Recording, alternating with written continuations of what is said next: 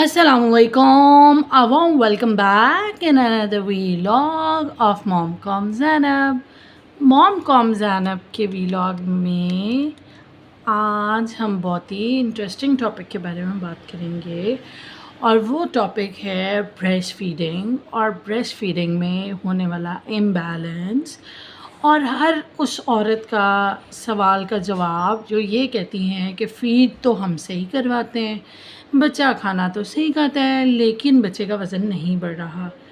तो breast feeding में हम ऐसा क्या कर रहे होते हैं जिसमें बच्चे का वज़न नहीं बढ़ रहा होता और हम बहुत परेशान होते हैं। ऑल्दो हमें सब कुछ लग रहा होता है कि बहुत ठीक चल रहा है, लेकिन इसके बावजूद बच्चा जो है वो दिन दुगनी रात चुगनी तरक्की नहीं कर रहा होता।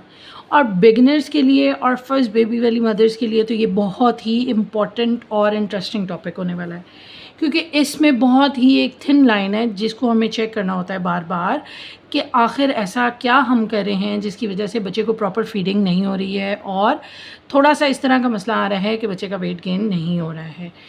तो ब्रेस्ट मिल्क की अगर हम बात करेंगे तो ब्रेस्ट मिल्क में सबसे इम्पॉर्टेंट चीज़ ये होती है कि बच्चे को न्यूट्रिशन कितने मिल रहे हैं, वो कितने टाइम के लिए फ़ीड कर रहा है, और थर्ड चीज़ ये कि उस फीड से उसका वेट कितना गेन हो रहा है। और अगर हम ऑप्टिमम वेट गेन की बात करें तो बर्थ टाइम से एवरी मंथ मतलब ऑलमोस्ट जो है ना बच्चा वो 1 kg वेट गेन कर रहा होता है। फर्स्ट 3 मंथ्स में तो ऑलमोस्ट 1 kg वेट गेन कर रहा होता है।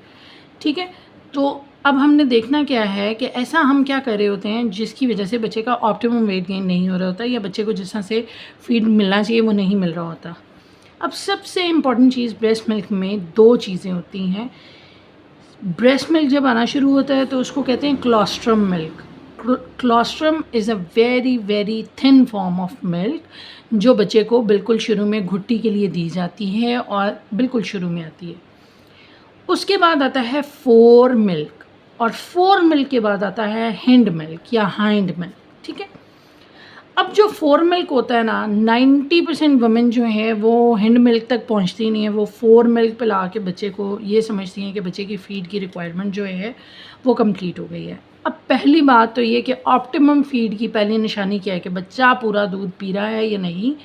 इसकी निशानी ये है कि बच्चा almost 7 to 8 time poop and urine मिला के on an average 7 to 8 time 3-4 time poop करेगा, 3-4 टाइम यूरिन पास करेगा, तो इतना डायपर आपको चेंज करना पड़ेगा तो पता लगेगा कि ये ऑप्टिमम डाइट ले रहा है।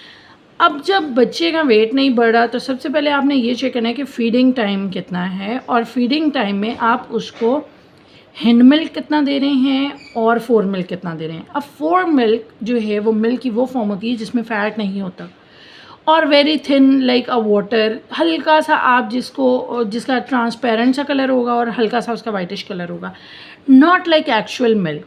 तो फोर मिल्क जब आप बच्चे को पिलाएंगे फर्स्ट सेशन में फोर मिल्क आता है और सेकंड सेशन के अंदर जब ड्यूरेशन ऑफ फीडिंग बढ़ जाता है तो बच्चे का आता है हिंड मिल्क। बेसिकली बच्चा ग्रो करता है हिंड मिल्क पे, जो कि हर माँ पिलाती नहीं है। मतलब नॉर्मल फीडिंग पैटर्न जो होता है वो ये होता है कि 10 मिनट आप एक साइड से फीड कराते हैं, 10 मिनट दूसरी साइड से फीड कराते हैं और 10-10 मिनट में सिर्फ फोर मिल्क आता है, हिंड मिल्क नहीं आता।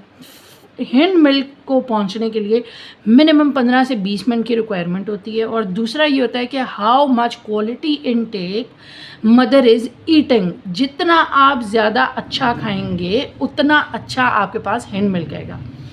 हैंड मिल्क थिक मिल्क होता है जिसमें फ़ैट होता है और फ़ैट बच्चे को जब मिलता है तो बच्चे का वेट गेन होता है। हमेशा फोर मिल्क जो है उसमें पानी की ऑलमोस्ट 70% उसमें पानी होता है, 30% मिल्क हो सकता है।